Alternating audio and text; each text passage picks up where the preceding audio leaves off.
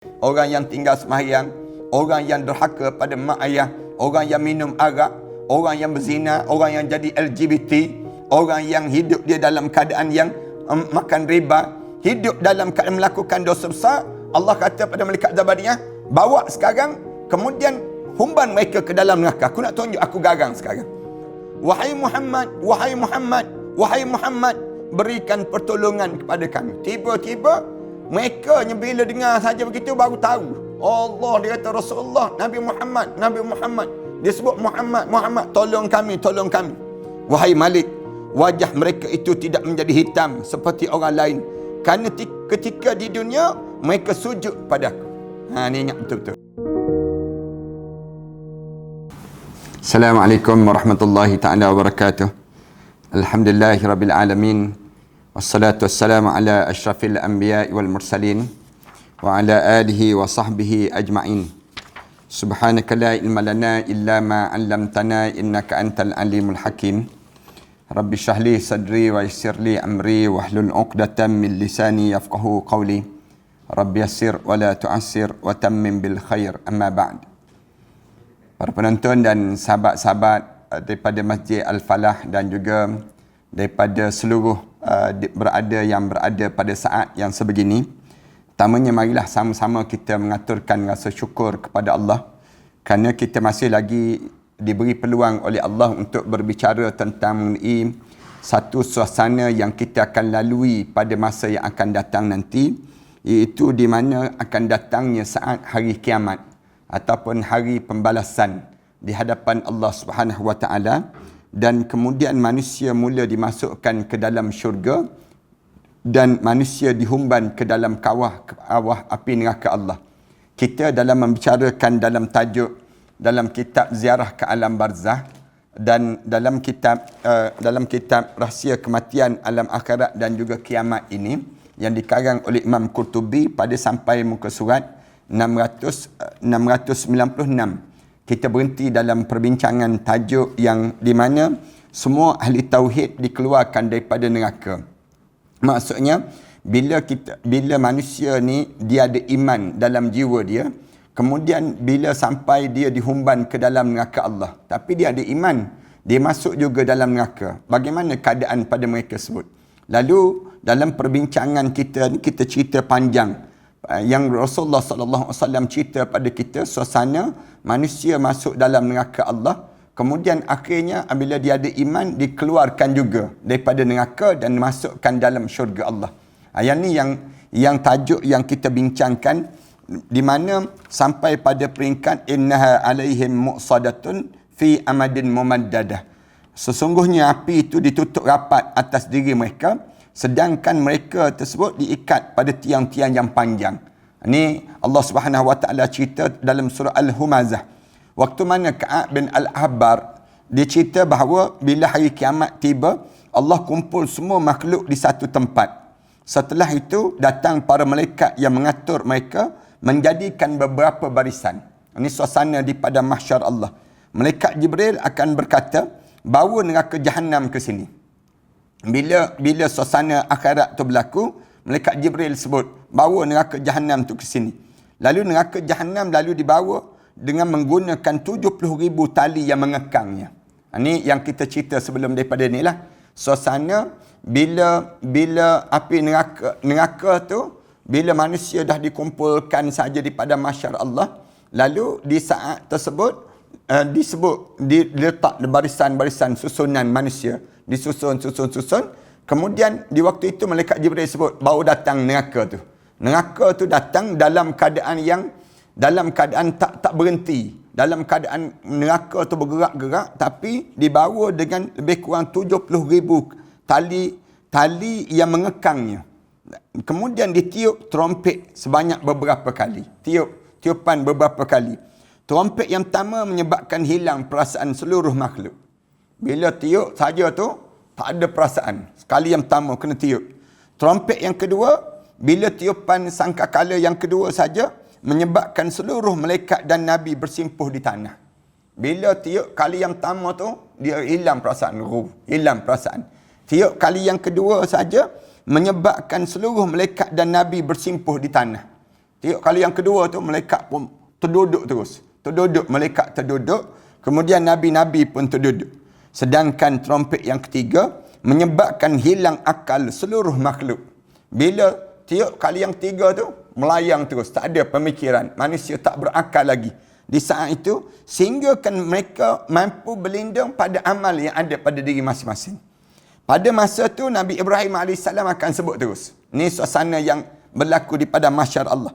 Wahai Tuhanku, demi cinta aku kepada kamu, tidaklah aku meminta rahmat pada kamu, melainkan hanya untuk aku.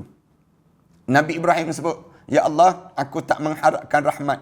Kecuali yang rahmat ni aku nak pada dia aku je, ya Allah. Aku je yang kamu bagi. Nabi Musa pun sebut, demi munajatku pada kamu, ya Allah, aku tidak meminta rahmat pada kamu, melainkan hanya untuk aku. Tak ada dah fikir untuk orang lain, tapi fikir untuk diri masing-masing.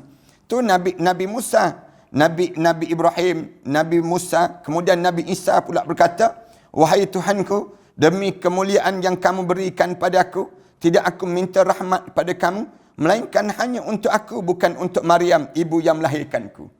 Takutnya manusia ni, sampai peringkat Nabi Isa AS pun sebut, ya Allah, aku nak rahmat untuk aku, bukan untuk ibu aku. Walaupun dia melahirkan aku. Nak sebutnya manusia tu, fikir diri masing-masing. Sedangkan Nabi Muhammad SAW, dia sebut, bagaimana dengan nasib umat aku? Bagaimana nasib umat aku?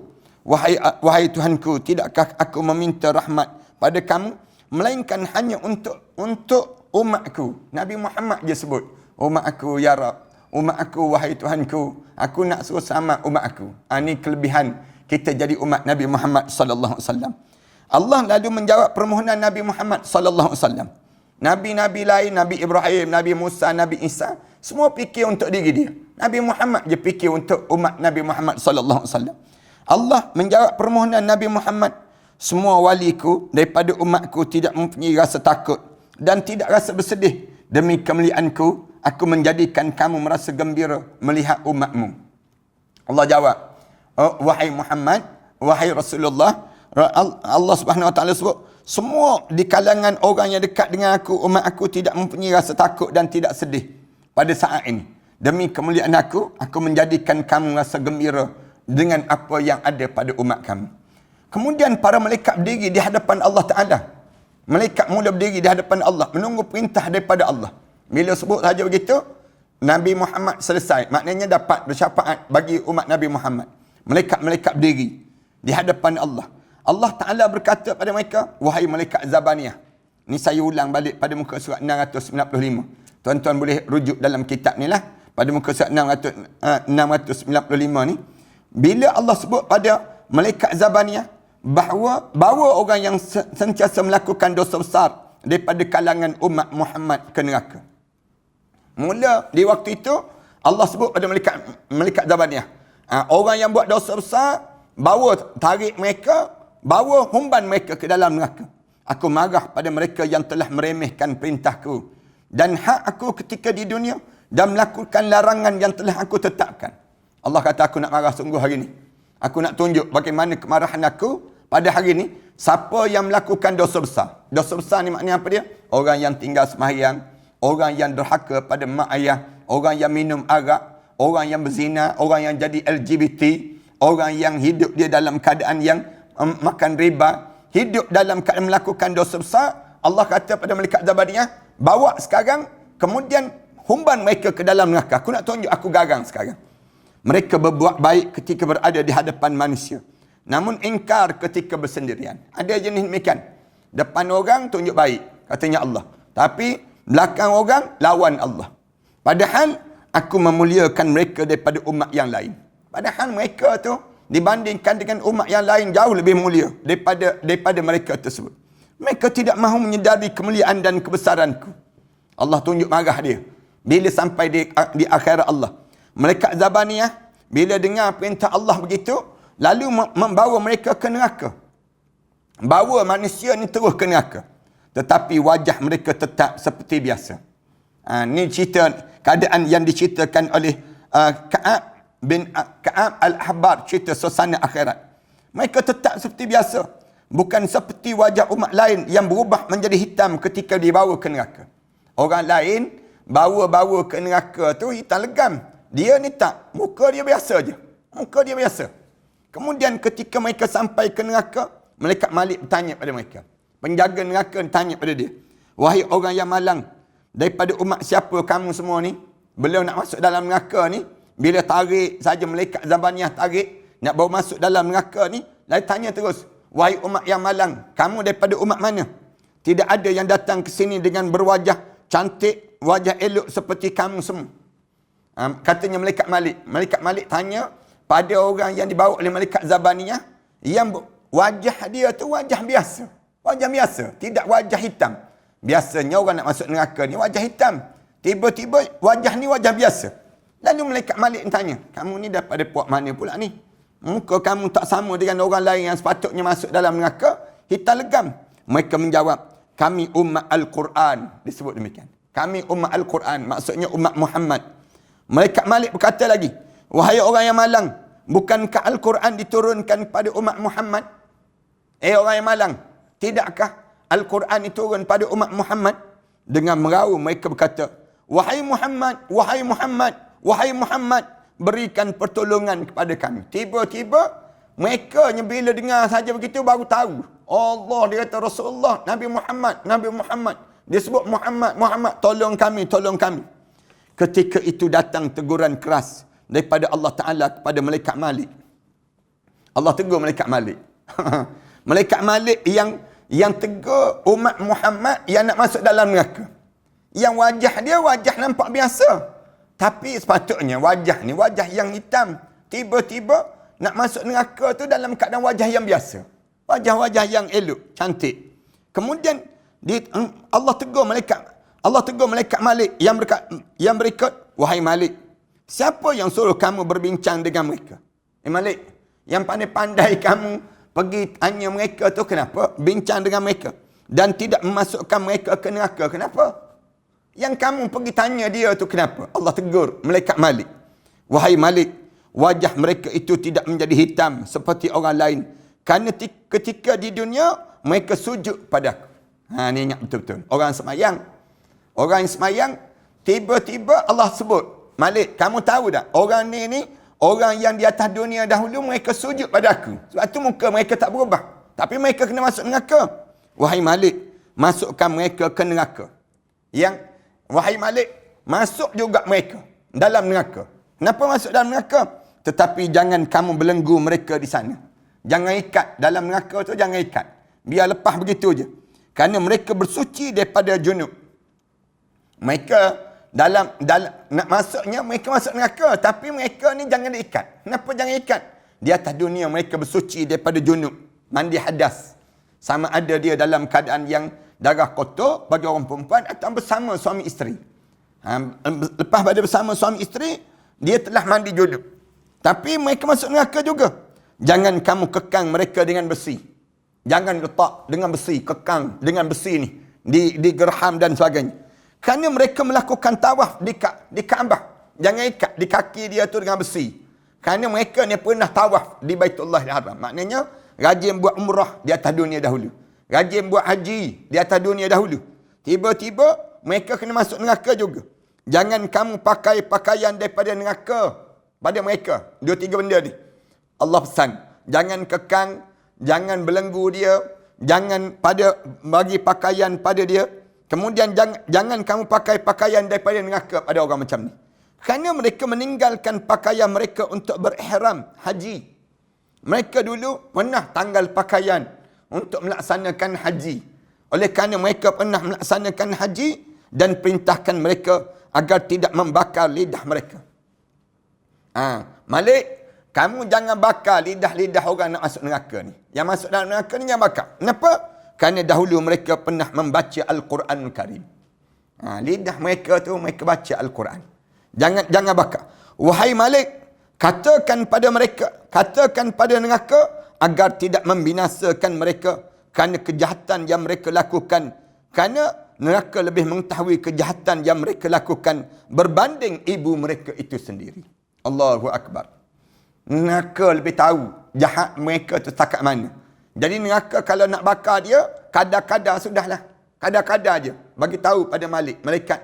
Waktu mana malaikat Zabaniyah tolak mereka tu nak masuk dalam neraka tu, sempat lagi malaikat Malik tu tanya. Dan Allah tegur malaikat Malik. Kenapa kamu, wahai Malik, pergi tanya? Patutnya masuk terus dalam neraka. Tapi lalu Allah jawab balik. Malaikat Malik, kamu kena ingat ni. Aku nak pesan pada kamu. Bila kamu masukkan mereka dalam neraka ni, kerana apa dia wajah mereka tidak hitam sebagaimana orang lain? Kerana mereka pernah semayang atas dunia. Ini semayang, jenis semayang. Kemudian berjudi juga. Mereka ada orang yang semayang tapi berzina juga.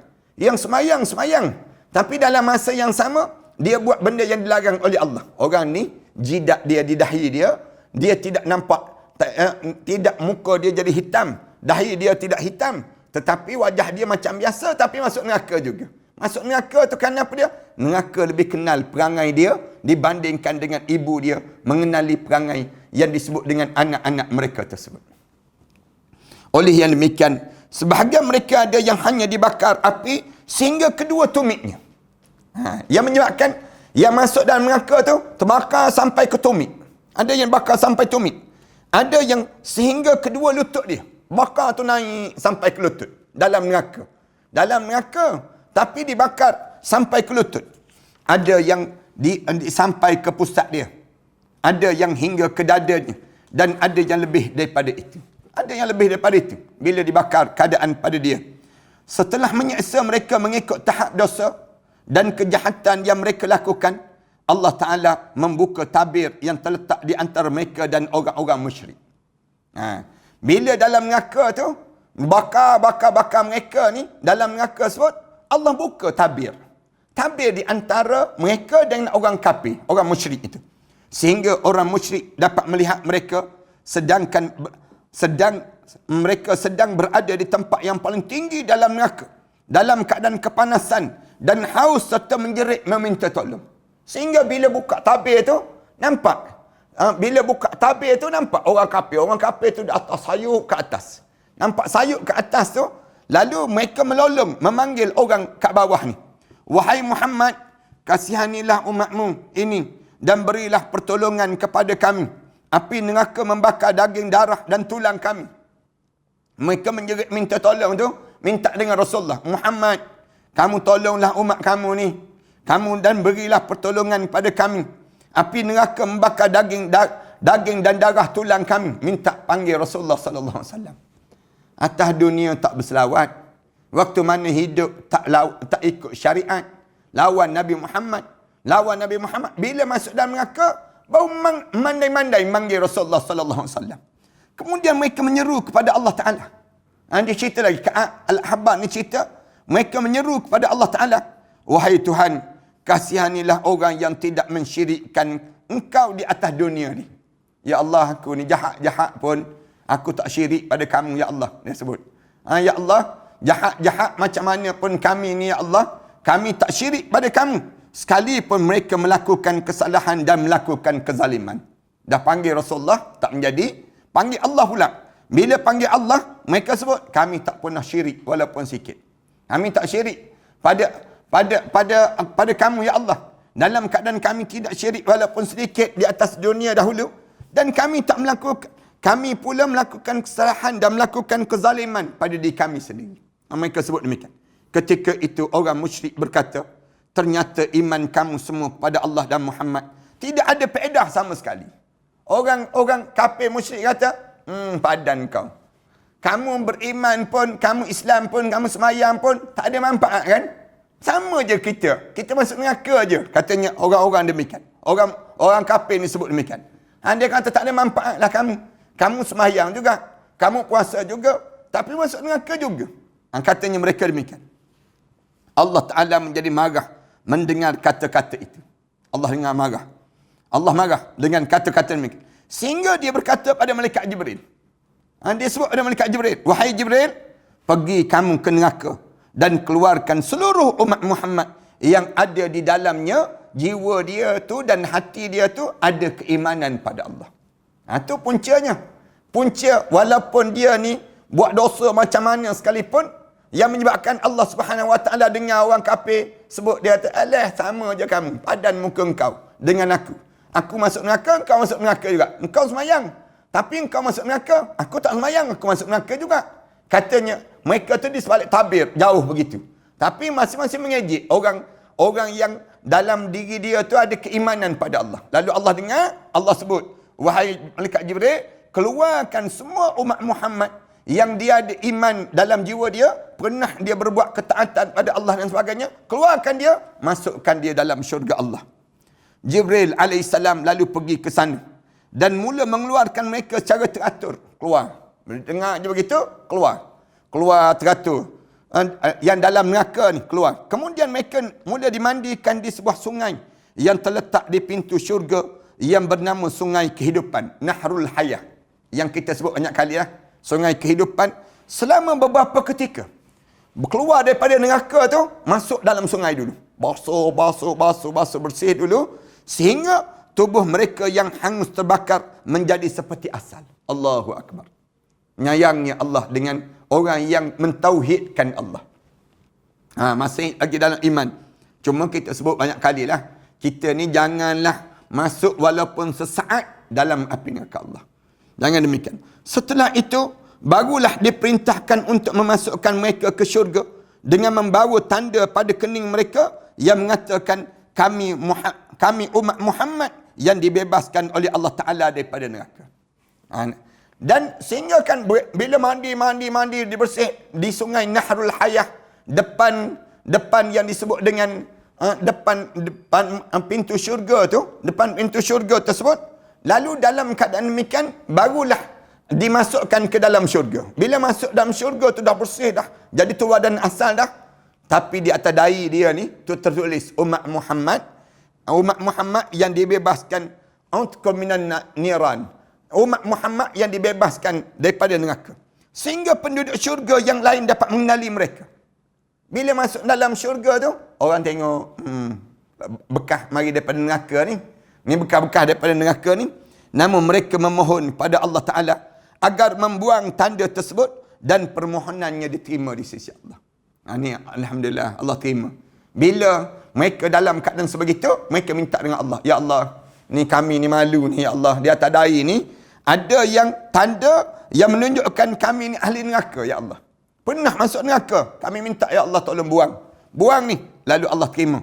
Sehingga tanda itu tidak ada lagi pada penduduk syurga, yang lain tidak dapat lagi mengenali mereka. Hadis yang diriwayatkan oleh Abu Nuaim daripada Zadzan yang menceritakan keadaan demikian. Ini suasana yang berlaku dalam keadaan suasana neraka ni. InsyaAllah kita akan sebut pada perbincangan yang akan datang nanti, sambungan kepada cerita suasana dalam neraka yang dikeluarkan ini. Panjang lagi lah cerita ni. InsyaAllah kita sambung pada perbincangan yang akan datang nanti, suasana-suasana yang dalam keadaan yang sebegitu, insyaAllah. Terima kasih di atas kesempatan pada saat yang baik ini. Mudah-mudahan Allah Subhanahu Wa Taala rahmati kita dan Allah berkati kita semua. A'udzubillahi minasyaitanirrajim. Bismillahirrahmanirrahim. Alhamdulillahirabbil alamin. Wassalatu wassalamu ala rasul amin wa ala alihi wa sahbihi ajma'in.